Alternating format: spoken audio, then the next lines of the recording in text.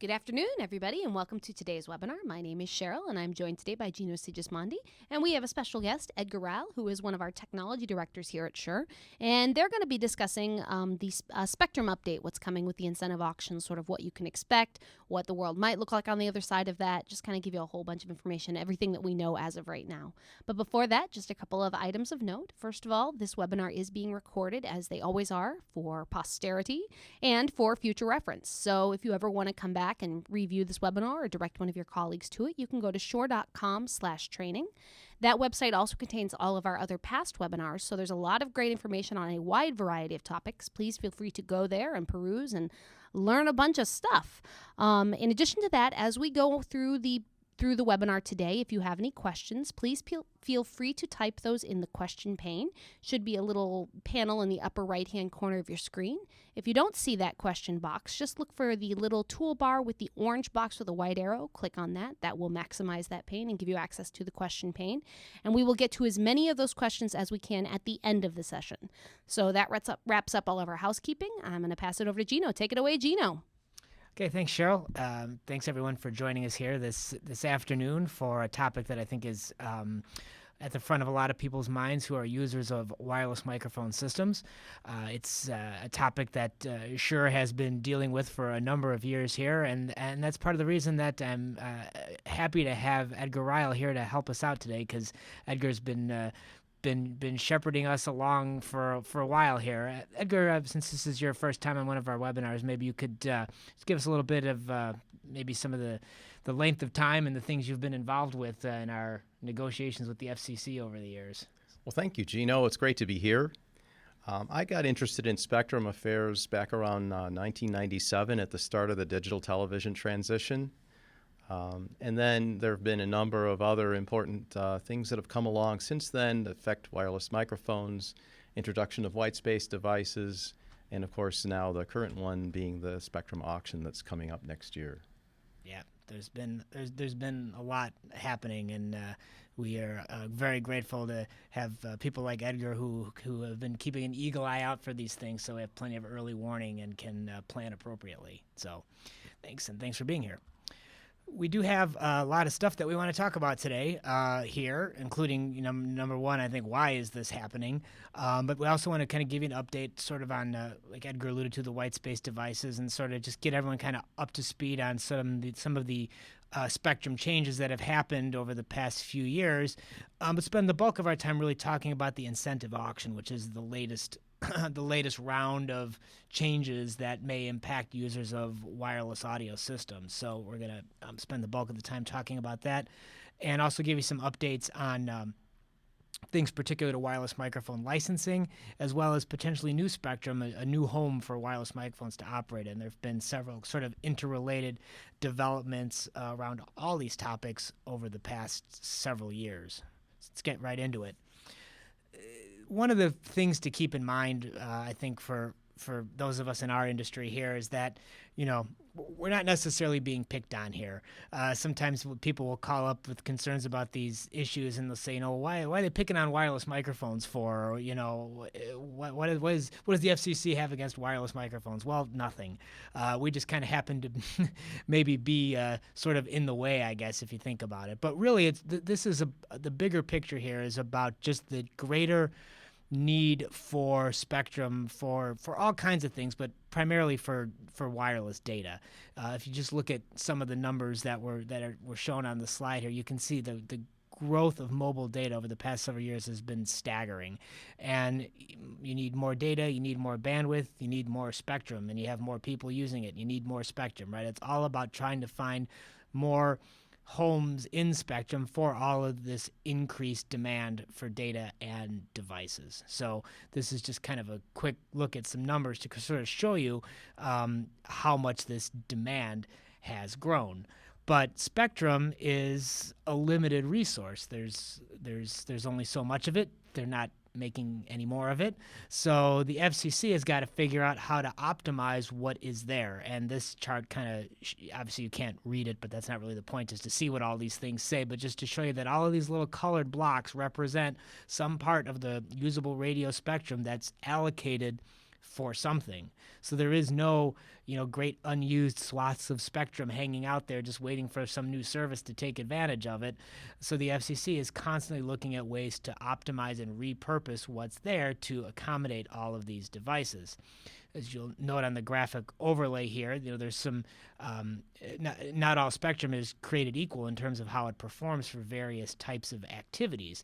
A lot of that has to do with wavelength. As you get lower in frequency, wavelengths get longer and correspondingly antennas get bigger. And if you're thinking about mobile devices for things that people are going to carry around in their pocket, antenna size becomes a certain consideration there, so you can't go too low in frequency. When you go higher in frequency, antennas can be smaller and there's more data, which is good, but at a certain point you run into too many issues with body absorption and signal being blocked and just not good characteristics for longer range transmission at higher frequencies. So, you got to try and find the sweet spot there. And if we start to zero in on what that sweet spot might be, you find that it pretty much is the UHF spectrum, which technically goes from 300 megahertz to 3 gigahertz, but particularly the circled area there, which is the UHF television spectrum, also happens to be the same spectrum where the vast majority of wireless microphone users operate as well. So, as well as UHF broadcast television. Turns out that's kind of beachfront property. That's where a lot of entities have their eyes on spectrum and would like to try and get their hands on some of it. Further complicating the picture for wireless microphone users is that, remember, the primary users of the band is over-the-air digital television broadcast. And as you can see by the number here, it's not a particularly well-utilized service anymore. Most people watch TV via, cable or satellite, or they're streaming it, or they're not actually getting the free over-the-air content that is still there. Only 15% of the U.S. population is actually doing that, versus 64% of people who own a smartphone. And smartphones, of course, primarily need data, and data requires spectrum, and so there's a hunt for spectrum.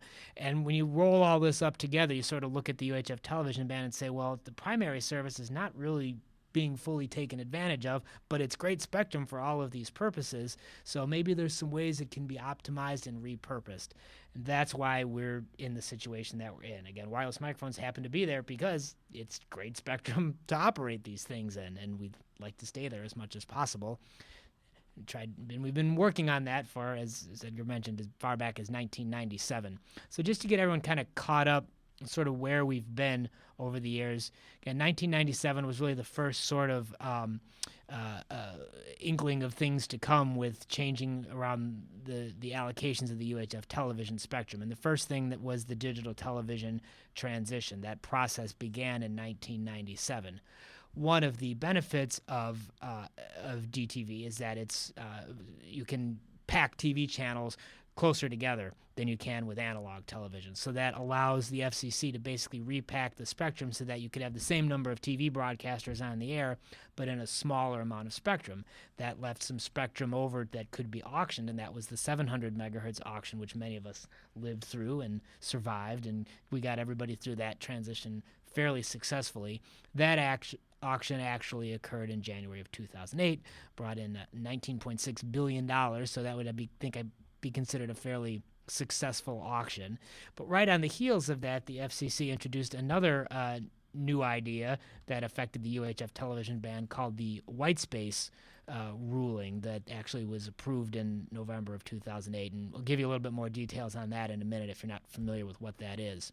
The DTV transition finally completed in June of 2010. It was originally supposed to be done by December 31st of 2006. So you can see how these things sometimes get delayed. And we're going to talk a lot about timetables today for various things, but sometimes those timetables get pushed out, in this case, several years.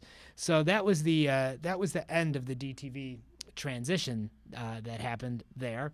And in May of 2014, the FCC adopted their incentive auction report and order. So that kind of brings us up to date with the latest thing and what the vast majority of our time is going to be spent on today. But just real quickly again on the Whitespace devices, or what are also known as TV band devices, the idea here was that after the 700 megahertz transition was done, there would still be some quote-unquote unused TV channels in the remainder of the spectrum, as indicated by the white bars or white space on this chart here. So the blue bars represent TV, digital television. Obviously, those channels are occupied. The white spaces is where wireless microphones then would usually operate, and where the FCC wanted to allow an unlicensed class of user to be able to be in that spectrum as well. Again, one of the thoughts would be to deliver broadband wireless service, particularly to rural areas, was a potential use for that spectrum, as well as personal portable type mobile devices that would again have access to this spectrum on an unlicensed basis. Of course, Shure wasn't a big fan of this idea, as the rest of the wireless mic industry wasn't, because we like our known, clear, predictable spectrum and didn't want all these unlicensed devices running around causing interference to wireless mics. And through the industry's efforts, we were actually able to secure a couple of rulings that were able to help make sure that there would still be some provisions for wireless microphone users when the white space rules were finalized. Basically, all of these white space devices are legal and authorized nationwide. There's not a whole lot of them out there, to our knowledge. Edgar, maybe you can offer a little more insight on that. So far, there are about 15 devices that have been authorized by the FCC according to their database. And those are all appear to be fixed point-to-point devices for relaying data. I would imagine they mostly have use as backhaul out in rural areas. We haven't seen any personal portable devices in there. There's also one device that's intended for use for electronic signage, and it's basically a miniature, very low-power DTV transmitter. Okay. So the nightmare scenario I think that we had in mind of everybody walking into an arena in a concert with a white space device in their pocket has yet to materialize. Exactly. Which is good news. And it may not ever. We don't know. Again, they are legal, but you can't really go get anything that would do that. So that's generally a good thing for us. One of the provisions that was put into these rules, though, was the ability for wireless microphone users to register for protected channels using the geolocation databases that were created for white space devices. These white space or TV band devices, they need to query a database before they can begin transmitting to make sure that they don't transmit on top of a TV channel or any other channel that may be set aside for something like wireless microphones. And again, licensed wireless mic users have the ability for specific events to go into this database and say, here's the channels we're going to be using, and then the white space devices will stay off of that. Again, it's not something you need to do today necessarily, but if and when these devices do proliferate, then it would certainly be a good idea to do this.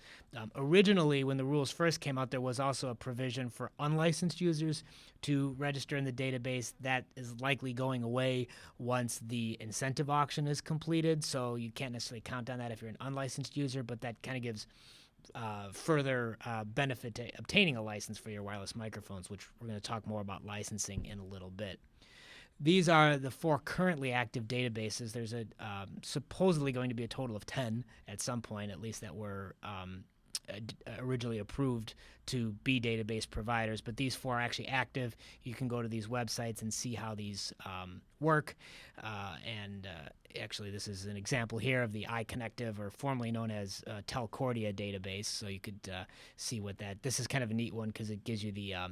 You can see the contours of the DTV coverage of all the different channels, which can sometimes be helpful when you're trying to really squeeze in a lot of channels. So, again, this is just useful information for you to go check out at this point. But again, if you were a licensed user, you would go to one of these database providers and reserve additional channels if and when that becomes necessary.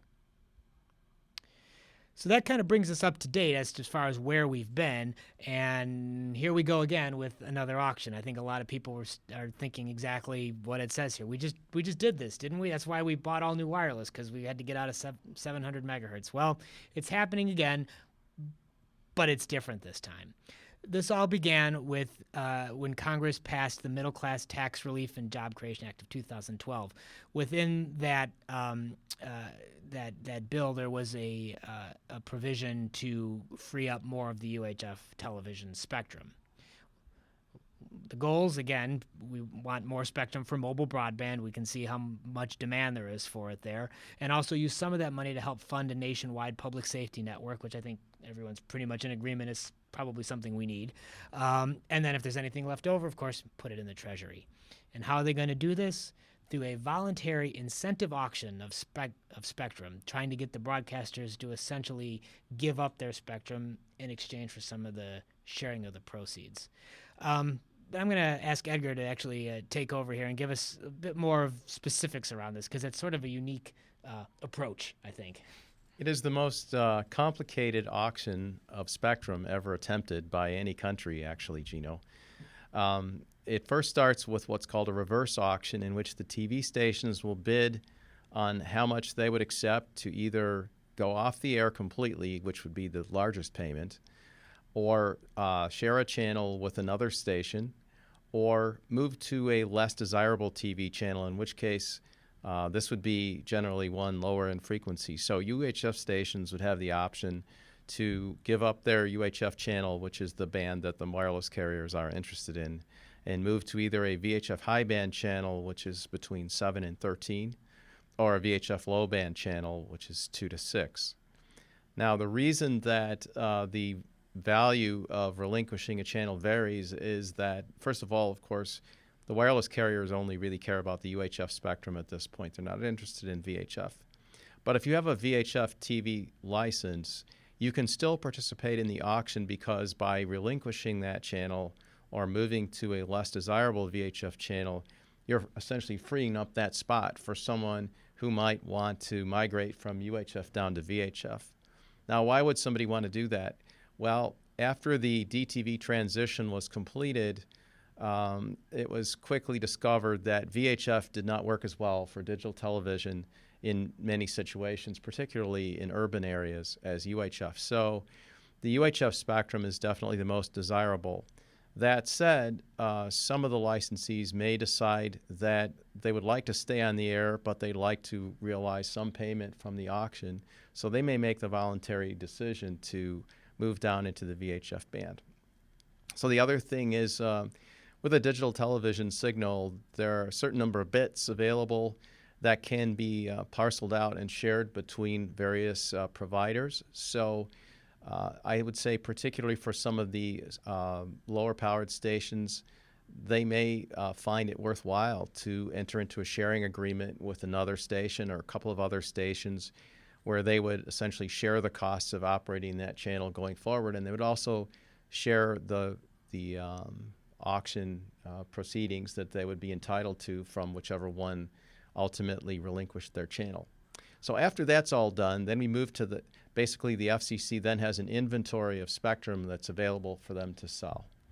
I think I should also mention, because people find this interesting, the reverse auction starts with a high price, and as the auction proceeds, the amount of money that is available to you as a potential winner drops. So that's just the opposite of a normal auction, where the price starts low and goes up. And that's what will happen after the FCC has its inventory, basically, of spectrum to sell. Then they will start the forward auction, and the carriers will bid on how much they would like to put out to purchase various blocks of spectrum. And then, of course, the high bidders will win. And then after that's all said and done, then the FCC will have the task of repacking the UHF band for those stations that elect to stay on the air. So those stations that are moving will have a certain period of time to move to a new channel, and there's also a small amount of money available to help them, because that will not be an inexpensive process for some of them that have to change channels. They may have to they have to retune transmitters, or maybe buy a new transmitter. They may have to buy a new antenna. They may have to even change tower sites if they're going from UHF to VHF, and the existing tower won't support the weight of the much larger VHF antenna. So those are some of the things involved in the incentive auction. Does sound fairly complicated, but I think it's important to understand here how different this is from the 700 megahertz auction, which didn't have any of this, because the FCC basically just booted out everyone that was there so they could auction the spectrum off, and nobody got anything. Right. So differently this time now is, they keep stressing that this is voluntary. which means that there's some things we don't necessarily know yet, and primarily exactly how much spectrum is going to be auctioned off. We won't really know that until the auctions are complete, so that's still kind of an unknown. As far as which spectrum, again, it will start at the upper end of the UHF television band, which is currently 698 megahertz, and go down from there. So that's why people often refer to it as the 600 megahertz auction, because that's where it's going to start. If it's really successful, it could maybe go even lower than that. We just don't know yet, but that's the spectrum that we're looking at. And then the when has actually been answered, so we'll get to that next here. On August 6th of this past year, the FCC held a meeting where a lot of important things happened relative to this issue and wireless microphone users in general, including establishing an actual date for the auction now, which was pushed out several times. Speaking of things getting delayed, that was the start of the auction was postponed a couple of times. But they also adopted some further rules for unlicensed operation in the television bands, which affects wireless microphones and where they can operate in 600 megahertz, as well as providing, committing to a search to provide new opportunities for wireless microphones, which is kind of a code word of other spectrum besides the UHF television band that might be a good home for wireless microphone systems. So starting with the timeline, again, the report and order that kind of got the rules going actually happened in May of 2014, but just this recent August meeting is when they announced the official date for the auction to begin, which will be March 29th of 2016. Once that's done, there will be a channel reassignment public notice about 3 to 6 months afterwards, followed by a 39-month transition period. So what is Edgar, what's the channel reassignment public notice? What is that going to tell us? So that's important to the broadcasters in particular, because there the commission will be identifying which channels the stations that want to stay on the air will be moving to. But the other thing that's really important about that notice is it kicks off this 39-month transition period during which, of course, stations will be moving channels or going off the air if they elected to give up their spectrum. But during this period of time, wireless microphone users can continue to operate on the UHF, the reclaimed or repurposed UHF spectrum with their existing equipment. At the end of that period of time, they will have to leave. They'll have to go out of that spectrum if they still have equipment operating. And also, we should mention that there is the possibility in some situations where the commission may request for people to go off the air sooner than that. This will depend on a number of different factors. First of all, in order for the wireless carriers to get up and running, they do what are called site commissioning tests, where they will actually go out and test various potential cell sites. In order to do that, of course, the TV stations that were broadcasting that spectrum first have to go off the air. So none of that work can really begin until those stations have actually effectively moved. And it's important to say that there's an awful lot of work that has to be done to change frequencies, and there's only a limited crew of people available in the entire country to do tower climbing work and retuning of equipment and so on and so forth.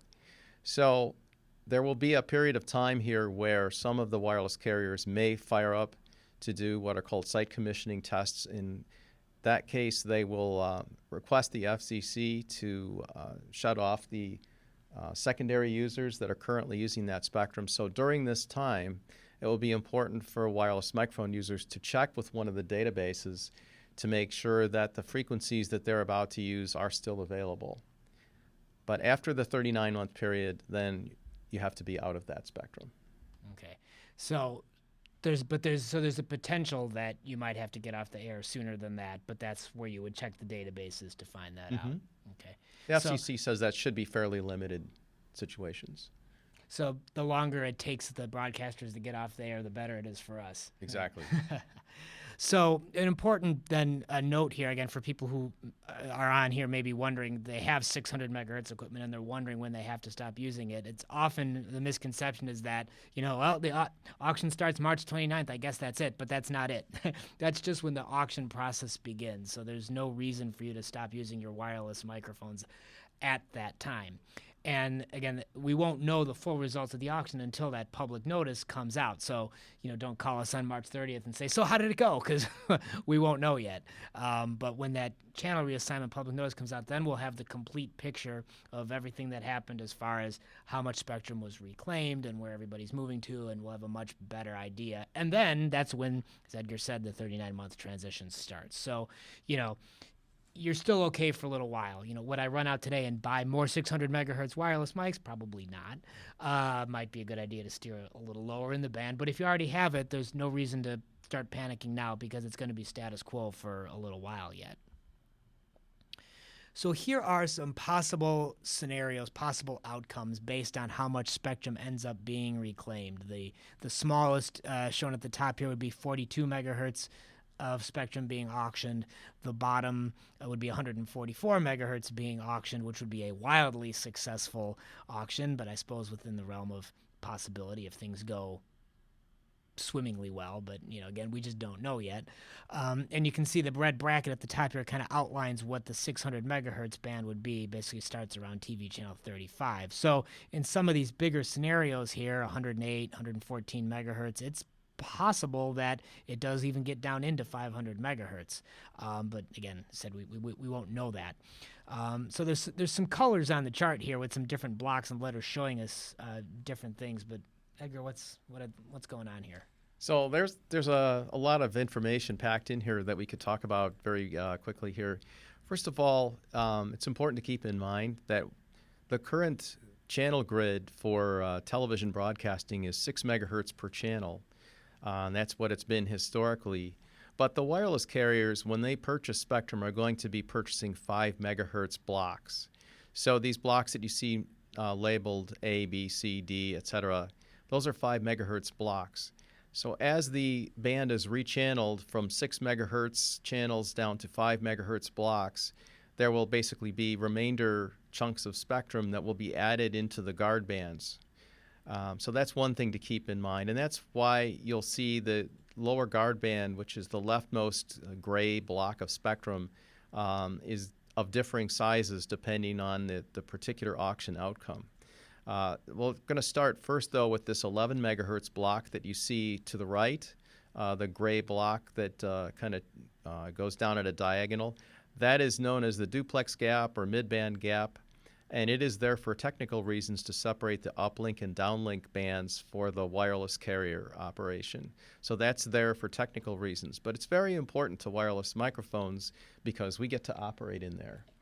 In fact, yes, we can sort of zoom in here on the duplex gap. So there are going to be 2 bands in there for wireless microphones. The upper one will be 6 megahertz of shared spectrum that will be available for use by unlicensed microphones as well as Whitespace devices on a co-equal basis. So if you're a licensed user, you won't be able to reserve that spectrum. You basically have to coexist with the Whitespace devices in that band because they're entitled to use it too. Then just below that, there's a 4 megahertz chunk of spectrum that will be available only for use by licensed wireless microphones. So that's the Part 74 users. And there will not be any Whitespace devices operating in that band. And then at the very bottom, if you're doing your math here, you'll say, well, wait a minute, that's only 10 megahertz. That's because there's a 1 megahertz buffer at the very bottom edge there to protect the wireless carriers from both Whitespace devices and microphones. The downlink band is particularly sensitive because that's the band that the handsets receive. Then if you go further down, you'll see in the uppercase, you'll see there's a single 3 megahertz guard band just above channel 37. So this is actually the 84 megahertz auction result case. And this is the case in which channel 37 basically serves as the lower guard band for the spectrum. And why is 37 blocked out there? Well, for one reason, it's basically today it's protected spectrum for use by radio astronomy. Observing sites around the country, and it's also used very actively for wireless medical telemetry all over the country. So in the future, what's going to happen is Whitespace devices will be allowed to operate in channel 37 by checking a database first to make sure that they're not too close to either a radio astronomy site or a medical facility. But of more interest to us is this 3 megahertz guard band that you see in the uppercase. There you see that it's just available on the upper side. That will be available for wireless microphones to use. 2 megahertz of that, it'll be the 2 megahertz closest to channel 37. There will then be a 1 megahertz buffer in which nothing operates on the upper side of that, closest to the A band there. Now, you see in the lower block there, if the auction is more successful and it goes beyond channel 37, you have 2 3 megahertz guard bands, one on either side of channel 37, and then you also have a lower guard band further down. So again here, in these 3 megahertz guard bands, wireless microphones basically have 2 megahertz of essentially protected spectrum because Whitespace devices will not be operating in there, although they are operating in channel 37 itself. And then in this lower guard band, wireless microphones will be able to operate in all but 1 megahertz of that.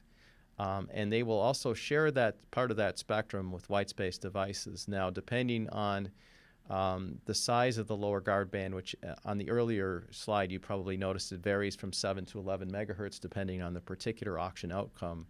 Wireless microphones will always have at least a couple megahertz of protected spectrum that isn't shared with Whitespace devices. The rest of it will be shared with Whitespace devices. In some ways, this ends up being a desirable scenario, even though it looks like, well, gee, a lot more spectrum got auctioned, because by going below TV channel 37, again, it resulted in these 2 protected zones, so 4 megahertz of spectrum on either side of TV channel 37 just for wireless microphones, as well as whatever is available in this lower guard band. That's right, Whereas Gino. if the auction stops at TV channel 37, we don't get any of this stuff down here. So Right. it actually ends up being more beneficial in the long term to have the auction be a little bit more successful. More successful, right.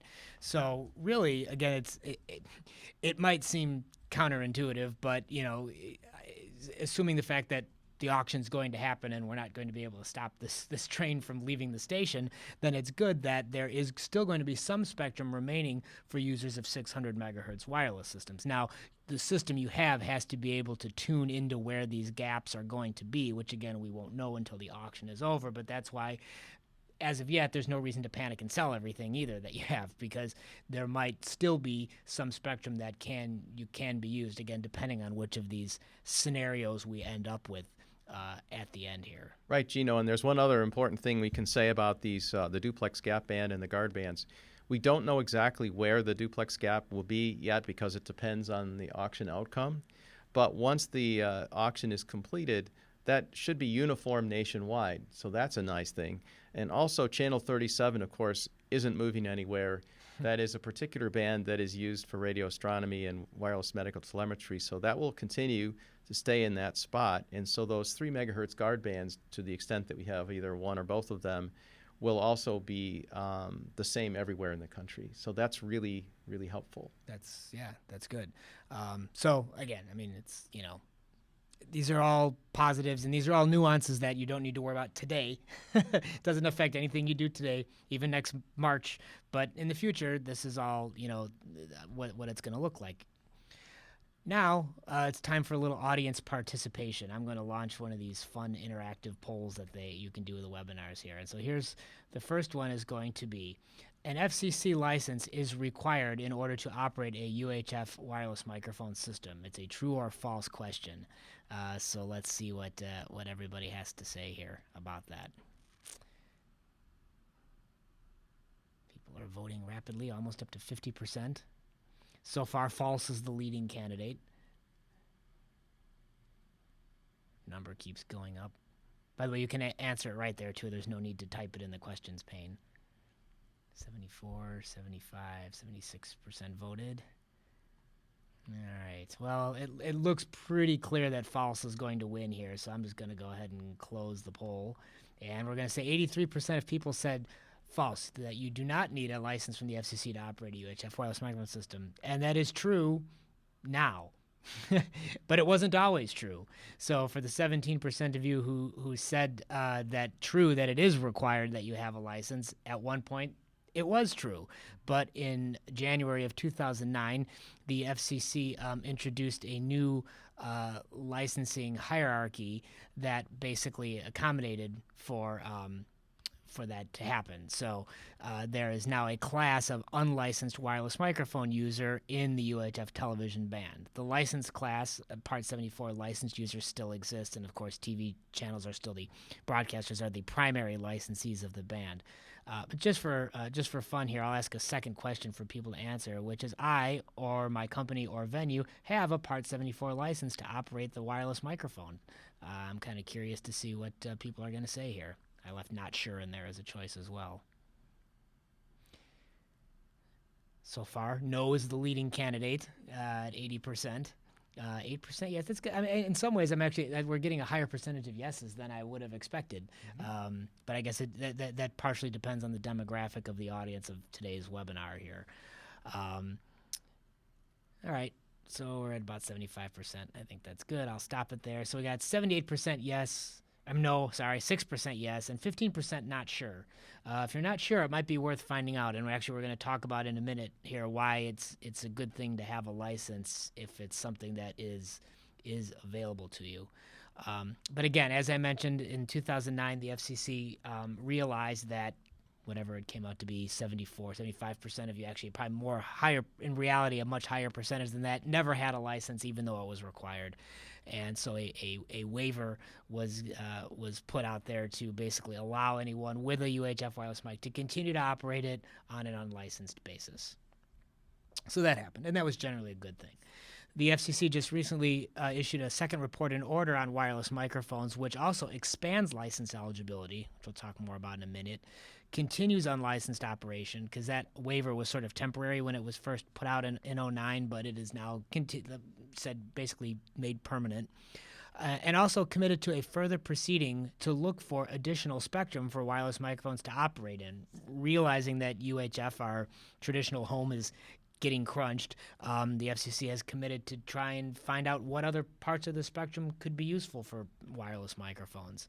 And then this is kind of a big deal, sort of codifying co-channel operation. Edgar, can you tell us a little more about what co-channel operation is? So in many cases, if you're in a large metropolitan area, you look on the database to find which channels are available, you might not find very many in a major city like Chicago or in New York. But if you go into the venue where you're actually operating your wireless microphones and you do a scan, you might discover that there's really no television signal available in there anyway. So the FCC has recognized the fact that this spectrum could be usable for wireless microphones in certain circumstances where there aren't any television receivers attempting to pick up signals off air, and where the signal level is too low anyway for a TV receiver to process it. So under the ATSC standard, you require at least a minus 84 dBm signal in order to get a picture. So they have designed the rules such that if at the location that you're operating, the television signal is below minus 85 dBm, you can go ahead and switch on your microphone and operate. So that's very valuable. Yeah, that definitely helps free up a lot of spectrum that might otherwise be not there, because normally if you just consult a database, the database just says there's a TV channel there or there isn't there, but it doesn't take things like actual received signal strength into account. This is where scanning tools like our wireless workbench, with a appropriate receiver become handy, because you can actually do a scan and see what's going on inside your venue and determine if TV channels that might otherwise be considered occupied actually are available. And again, this is now codified as something that is okay to do, which is a useful thing. So as I mentioned earlier, wireless mic license eligibility has been expanded. Prior to this recent action, if you wanted to get a license for your wireless microphone, if you were even aware that you should get one, you had to be one of these entities, basically broadcast, film production, that sort of a thing, were really the only entities that could actually qualify for a license. And it doesn't matter how many mics you were using, as long as you were doing one of these types of activities, you could get a license. And that still holds true today. But with the expanded license eligibility, there was quite a bit of discussion over, well, okay, we recognize the need that more people should be eligible for a license, but how do you figure that out? Is it the type of activity? Is it the size of the venue and the number of seats? Like, how do you figure this out? And where it eventually ended up landing was, how many wireless audio channels in UHF do you use on a regular basis? And if the answer is 50 or more, then you qualify for a license. And this is just a sampling of the different kinds of entities. It's by no means a limited list. This is just some examples of the types of groups that probably were using tons of wireless but couldn't qualify for a license because they weren't technically in the broadcast business.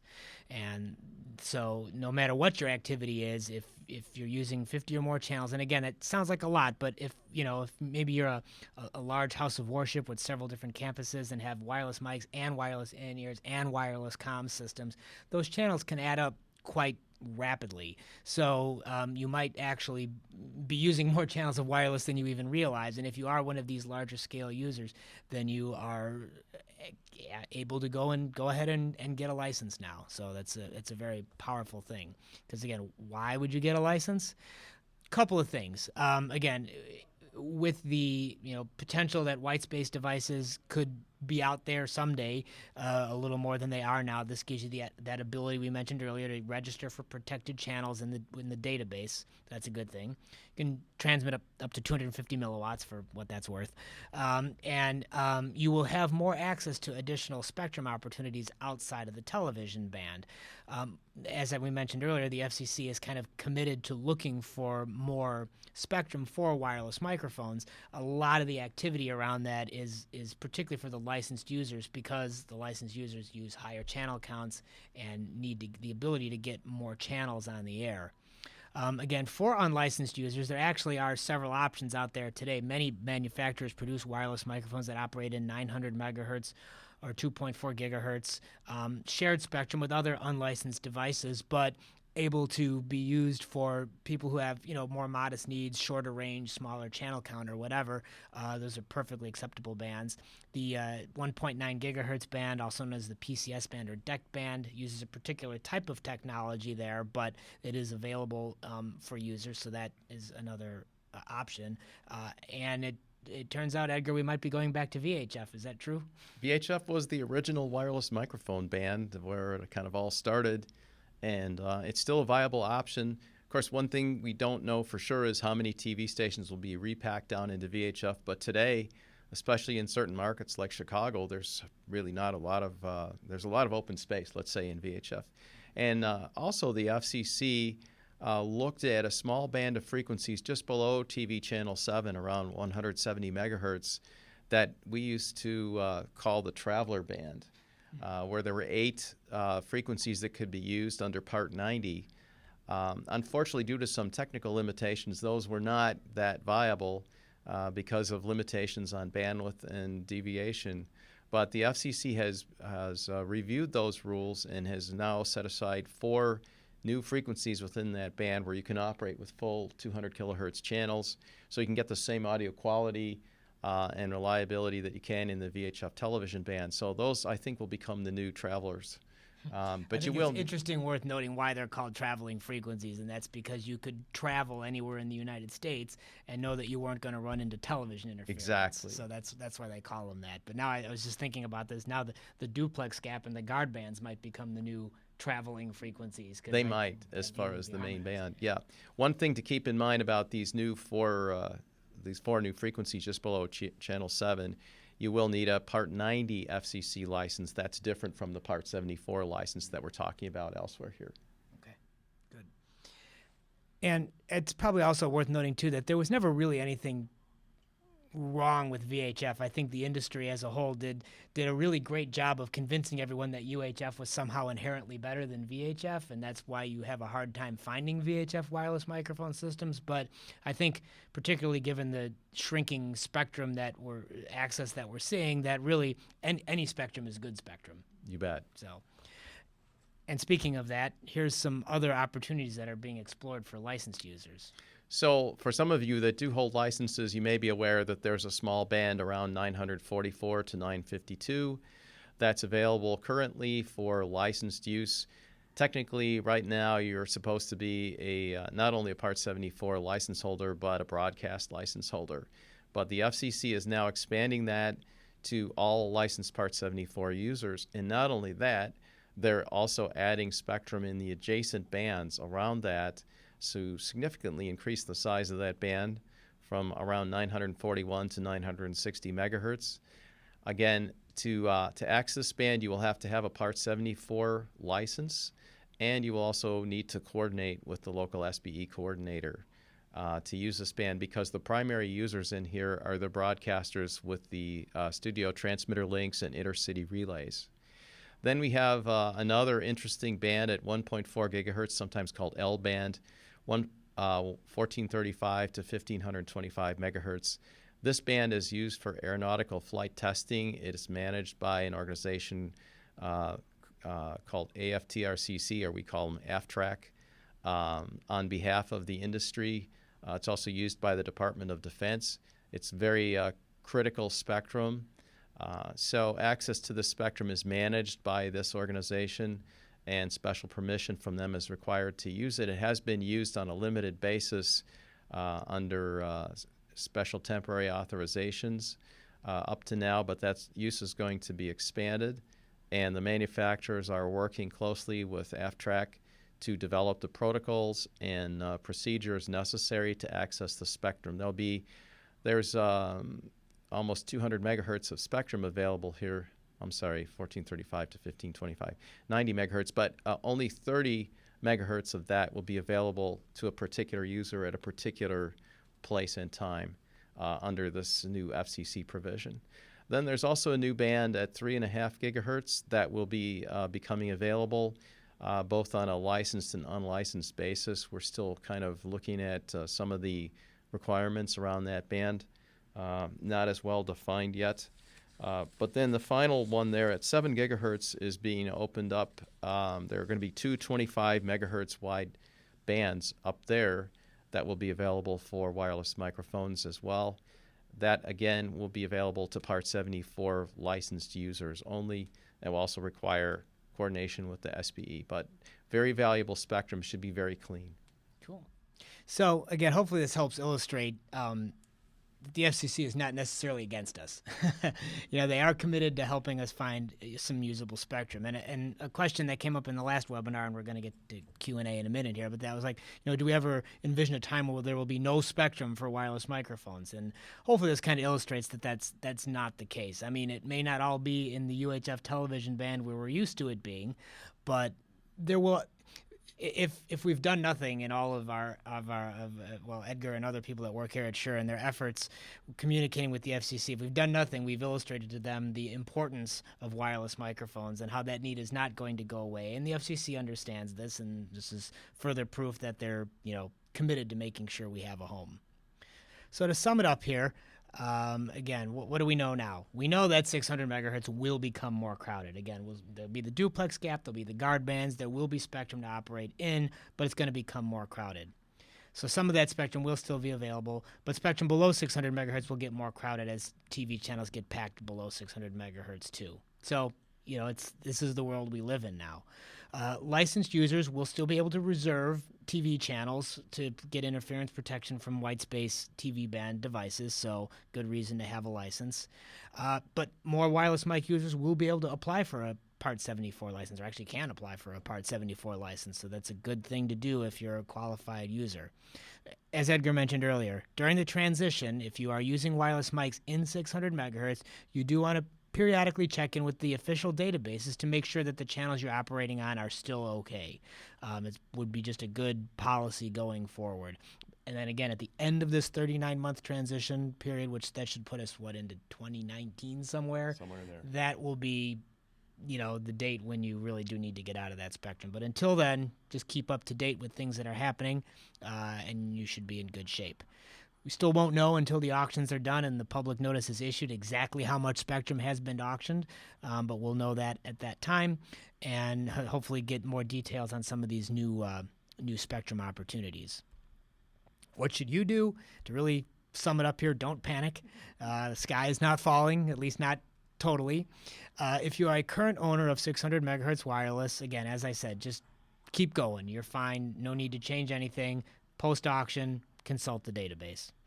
If you haven't bought any new wireless yet and you're considering it, obviously staying out of 600 megahertz is not a bad idea. Again, we know there'll be some spectrum available, but it'll be less than it has been, and with the uncertainty, you might as well just stay out of there. But really what it comes down to is you want to choose the most spectrally efficient wireless microphone system you can get. And what that means is if you look at just a small slice of spectrum, let's say 6 megahertz TV channel, how many wireless mics can I use within that 6 megahertz TV channel? And that number has improved a lot in recently. Newer wireless microphone systems are much more efficient than older ones traditionally had been. It used to be the case where you could maybe use, even of a really good wireless system, maybe 6 or 7 in one TV channel. Newer systems allow you 14 to 17 depending on what you buy, or maybe even more. So the efficiency has gone way up, and that really is the most important specification more than anything else you can look at, is how efficient is it? Because if a system says, well, you can do 40 channels across 60 megahertz, that's great if you have the whole 60 megahertz available to you, but in the future, that may not be the case. So or that it can tune 400 channels. Having 400 channels that you can tune to is nice, but if they can't tune close together, it doesn't really help. So, exactly. Yes. And then, of course, as I mentioned earlier, there are alternate frequency bands that may be appropriate depending on your use case. And if that works for you, you only need a handful of channels, short range. Maybe getting into some of the currently available unlicensed channels or types of systems is not a bad idea. And, of course, if you're eligible to get a license, by all means, get a license. So before we hand it over to Q&A, I just want to mention our next webinar will be next year. This is the last one for 2015, but on January 11th of 2016, we'll be featuring a webinar on understanding earphone technology. There's lots of new innovation there that'll be fun to talk about. Of course, this webinar will be archived at shure.com/training, and I guess that's enough for now. I'm going to toss it back to Cheryl. All right, great. We have a bunch of questions, so we're going to get to as many of these as we can, but if for some reason we don't get to your question, or if there's something that you think of later that pops into your mind, you can always send those to support@shure.com, and one of our brilliant and talented applications engineers can get back to you with an answer and kind of help you out with whatever you need. They're a bunch of smart guys. So let's take it to the top here. Here it is. It's the hot question. Will Shure be offering any sort of trade-in or rebate programs for 600 megahertz wireless? We had a bet going on who was going to ask that question or when it was going to be asked. So because we don't know the results of the auction yet, it's too early to say. Many of you probably do remember that we did have a trade-in rebate program during the 700 megahertz transition to help get users out of there. So I suppose it's not out of the realm of possibility that we would offer something like that again, but it's too early to tell. So let's check back after the auction is done and see what we need to do. Okay. Hasn't the FCC been trying to get TV stations out of the VH band, F band, and into the UHF, and now they're moving stations back? What's up with that? Well, the FCC has been trying to make the VHF band more attractive for television stations. I guess if you go back far enough in history, yes, the UHF band was sort of a vast wasteland. And there was a UHF preference to sort of encourage people to migrate up to UHF, but that's a long time ago. And today, the UHF spectrum is by far the most desirable piece of real estate in the spectrum landscape. Beachfront property. So there's certainly no preference there. And if anything, there was a VHF improvement document, docket a couple of years ago to try to coax people back down into VHF. How successful that's been, I really can't say. I think it varies by market. I think originally, at the start of the DTV transition, some of the broadcasters that chose to stay with VHF realized it wasn't so great for DTV, and it wasn't that the FCC was moving them out of there. It's like they wanted to get out of there because it was better for them to be at UHF. So the FCC accommodated them to various degrees. In some cases, they permitted them to increase power moderately. In some cases, they were able to do channel swaps and move up to UHF, but then the FCC put a stop to that when the auction plan started to become more finalized. They said no more moves out of VHF. Yeah. Okay. So just to reiterate, when does that reverse auction begin and start? Is there a set time frame? You want to take that? Well, let's see here. It looks like broadcasters have to decide if they're going to participate. They have to make a commitment by March 29th, so that's the day that starts. Actually, they've even got an earlier time for that. They have to decide by the 18th of December if they want to participate. Okay. That doesn't obligate them to participate, but they have to actually put their hand in the air essentially and say, I want to be part of this. And then March 29th is when it actually starts. Okay, and then it looks like as far as the different phases, a lot of that is still sort of to be determined still, depending on their clearing targets and such. So it looks like something about 3 to 4 weeks is the initial clearing target. So it'll take, looks like the whole process will probably take at least a month or so from what we can see here. They said that they hope that they can conclude this in one round, but I guess that depends really on factors that nobody knows right now, how the bidding goes. To be determined. Okay. Is 2 megahertz enough bandwidth to run microphones? And if so, how many channels could you get into those 2 megahertz? Well, that depends on which system you're using, I suppose. I mean, if you consider now, like, let's take ULXD as an example. You can run 17 wireless mics in 6 megahertz. So you should be able to run, say, at least 8 in 3 megahertz. So 6 maybe in 2 megahertz. I mean, you can, with a system like that, they're fairly efficient and you can pack them pretty close together. Again, it's not what it used to be when we had access to half the UHF band, but it's certainly a more significant number than you could have done 10 years ago, where the answer to that question might have been 1. So. And, depending on your particular needs and the situation you're in, you might be able to operate one of the systems that can do that in the high density mode, which would even probably triple that number. Right. That's a feature on ULXD and QLXD that allows you to vastly increase the number of channels you can do in a small amount of spectrum. So, again, that's why looking at those newer systems with that spectral efficiency is important. Okay. Given the March 2016 date, what is the earliest that the very upper range of 600 megahertz 690 plus might need to be vacated by wireless mic users? Could it be as early as sometime in 2016? Well, first of all, it's not going to matter where you're at in 600 megahertz. It's whatever gets auctioned. They're not going to start like saying, okay, you guys above 690 go first, and then a little bit lower go after that, right? It's going to be more simultaneous than that. But again, the soonest I guess it could possibly be would be whenever that public notice comes out, 3 to 6 months after the auction ends. But even then, the broadcasters would then have to move instantaneously for that to happen. That's not going to happen. Yeah, so it won't be. It would be extremely unlikely that it would happen in 2016. Maybe at some point in 2017 if some broadcasters really get off the air fast. But. Well, again, the commission has said that you can continue to operate throughout that transition period, which should probably stretch out well into 2019, maybe towards the end of 2019.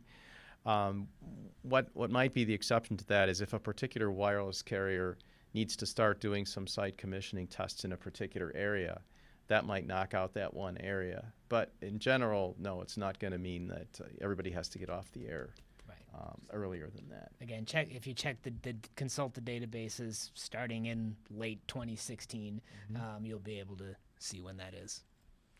Okay, Shure is not selling components in the L4 band, and yet we are quite a ways away from a decision. This person owns 11 channels, but they can't buy spares or replacements. Can you guys speak to that at all? Well, yeah, that was a tricky spot to be in, knowing what we know about what's coming, and trying to serve our users as best we can. And ultimately the hard decision that it came down to was, we couldn't in good conscience keep manufacturing stuff that transmits in 600 megahertz, particularly on an older system like SLX, which has been out for over 10 years now, I think. Keep putting that stuff out into the field. I understand where it would be usable for people to be able to maybe just get a spare transmitter to keep it going, and there may be some dealers that still have stock on that. I don't really know, but from a manufacturing standpoint, it got to the point where it was like we couldn't really keep going and kind of play both sides of the field like that. So we opted to discontinue with stock. The stock ran out, and that's it. We would like to. I mean, and I know it's somewhat painful for people, but we would like to start encouraging those people to get out of 600 megahertz, because a system like SLX, I know from sales is listening, is not all that spectrally efficient, right? I mean, it was, again, when it came out in 2004, it was the latest, greatest thing from Shure Wireless, but with the newer systems we have out that are much more spectrally efficient, it's not only getting out of 600 megahertz, but getting into these more efficient systems, it's probably not a bad time to do that. Okay. Does co-channel operation include outer frequencies like 700 megahertz? This is just on top of a TV channel, right? Yeah.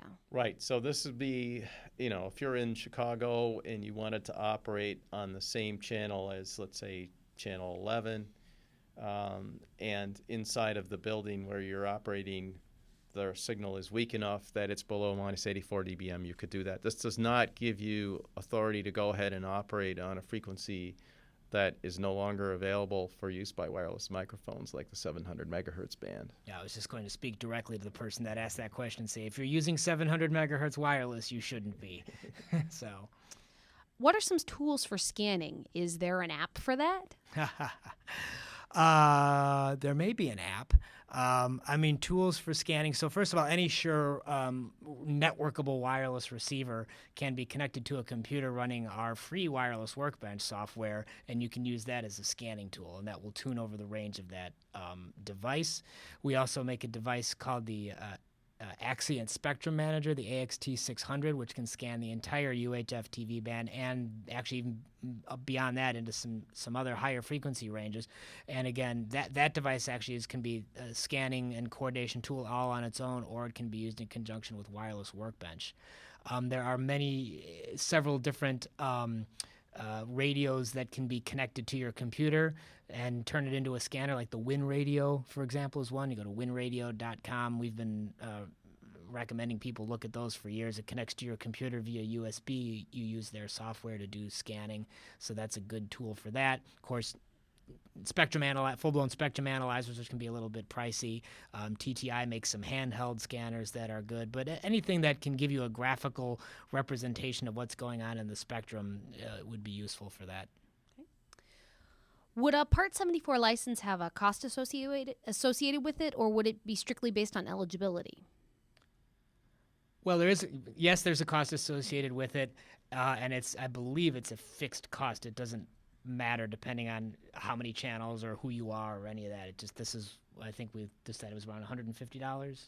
Apparently, yes. Yeah, in that range. In that range, and that's just doesn't matter who you are. Okay. And do you know anything about the process of what you would need to do to get that license? What's the general application process? So if you go to the FCC's website, there you can find all the online forms. They have online forms you can fill out now, and you could certainly go ahead and just do it yourself. We tend to recommend that you actually engage the services of a legal firm that specializes in communications law, because the form can be tricky. It's not intuitive. It's long. It's confusing, and oftentimes how you fill out the form can have some bearing on whether or not you actually get approved or not. And again, a lawyer who's kind of familiar with these types of things can help make sure that it's done correctly. So if you're seriously considering it, that would be our best advice for that. Okay. What will people have to do with their old mic technology that falls outside of the new bands? What will the people who currently own it have to do with it? Yeah. Well, again, once we hit the end of that 39-month transition, again, sometime probably in 2019, you have to discard it. Put it out to pasture. Yeah. Recycle it. Recycle it, yeah. Recycle Find it. your local electronics recycling. During the 700 megahertz transition, a lot of people actually did sell it out of the country. Like in Mexico, I think no, I shouldn't say that. That equipment, 700 megahertz equipment, was usable for a longer period of time than it was in the U.S., although I think it may actually be illegal down there now. I can't remember. I think there were other areas in South America where it could still be used. Right, and I don't have any immediate up-to-date information on that. And that may be likely still be true for the 600 megahertz equipment. So, yes. You could certainly try and explore find those I know opportunities. a lot of houses of worship that have missions in other parts of the world were able to repurpose their equipment over there where it's still legal. So there's, keep in mind, this is the FCC. This is the United States. other countries will likely have similar things brewing, but this is what we've been talking about this country. So. Okay. Question about, once again, where those official databases are. So, actually here, why don't I just go ahead and put that slide back up so everyone can see it if you'd like to make a note of that. Again, this webinar will be archived, so you'll be able to go back and see that again. But these are the 4 that are currently active. Again, you can probably just do a Google search on Whitespace database. Google's will probably come up first, but you should be able to find these other ones as well there. These are the active ones, and so you can get that information. And presumably, as Whitespace devices begin to ramp up, some of the other initially approved databases will start to come online. I expect Microsoft was one of the 10 that were provisionally approved, and there were others as well. So there will likely be more. And it's worth noting, it doesn't matter which one you use. They're required to be synchronizing their data. So exactly. The information is the same. I guess it just depends on whose portal you like, whose interface you like better. Right. All right, and then I think we got time for just one more question. Won't the outcome of the auction be different in different regions? Well, maybe I should let Edgar answer this. I think the goal is for that not to be the case, right? Right. The FCC would like to have basically a nationwide band plan for the repurposed TV spectrum, and like to have it be universally the same all over the country. That's the best outcome for everyone, really. It's the best outcome for the mobile carriers, certainly, and for end users, and also probably will net the highest auction revenue. Unfortunately, there's probably going to be some markets where the FCC won't be able to recover as much spectrum, mainly because not as many TV stations volunteered to go off the air and they wanted to stay on.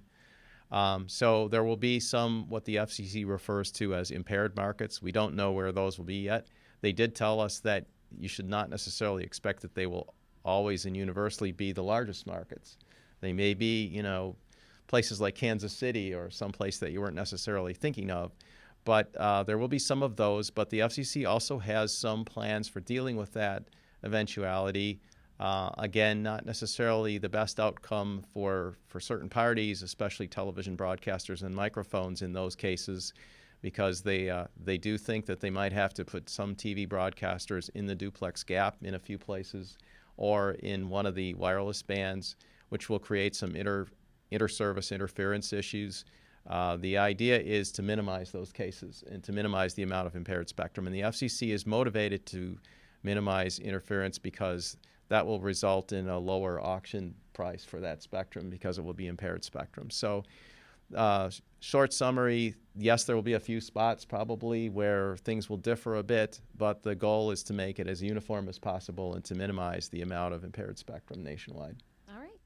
Well, thank you so much, guys. We have gone a little over time, so thanks to everyone who stuck with us. Hope we answered all your questions. If you have anything else that comes up, you can send it into support@shure.com. And you can always go to visit shure.com/training to view this webinar next week or any of our past webinars. And in the meantime, have a great day, and we will see you next year for our next webinar. Have a great day.